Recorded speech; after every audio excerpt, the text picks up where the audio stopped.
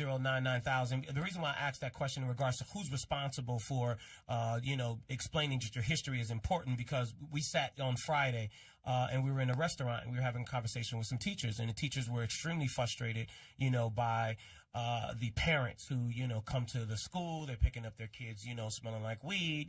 They don't know how to read, at a third grade level. I mean, and you would think that ultimately, most people will say that the responsibility, falls on the parent, but, the teacher is trying to educate and teach a kid in some communities that it's just hard to do, when you are, they're coming to school, they don't have clean clothes, they haven't eaten properly, by the time that they got to school, they don't have the resources or anything like that. And you're trying to explain to the parent who's not even on your level, to even know that, these are things that are important to a kid, it's frustrating to everyone. Absolutely. And we work in several high poverty schools in Ohio. Mm-hmm.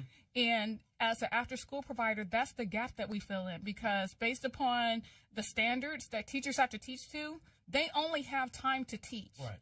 And the ratios, they have 25 to 30 children. They don't have time to address some of those social needs. Right, because the teachers that we talked to, what they said, I had like 46 students in a classroom.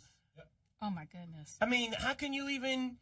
You can't teach 40. I mean, it's difficult to, keep 10 people, attention span going for, absolutely, at kindergarten or first grade, or, and then you put the layers on top of, I haven't eaten, my mom is, going through this, my dad is not in the home, or, whatever their other layers of challenges are, that is just totally difficult. When we talk about knowing your history, what is the next step after that?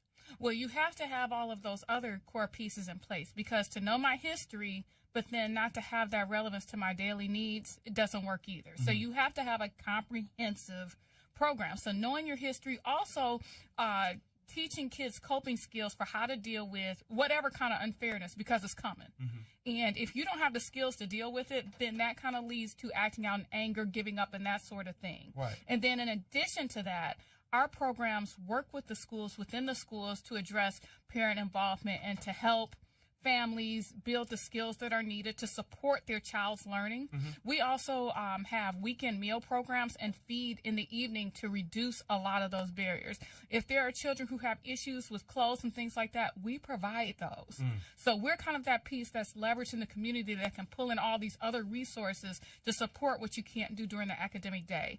Our workforce development programs are there for families who are in between jobs or don't have meaningful employment. They can draw right into Center of Hope. So it's almost like a community center in the school, but also saying that we're not here to just give things away, right, but to affirm in you. We're giving you a start, but showing you how you can connect to your history, and we can do the things that we have done for generations past. And then mentoring and helping people process through individual situations so that they can see and connect the dots between what happened 40 years ago and how really in many cases we're in the same situation now, right, which are things that we learned through churches, decades ago. So bringing all of those pieces back, but working within the school system. We also do the same thing in the juvenile detention center down at our courts, and we do the same thing for families there. Right. And by them seeing it, and it doesn't happen overnight, right, but by being there year after year after year, and them seeing the changes in their children, then they buy in. It's like, what do you need me to do? Right. And then our question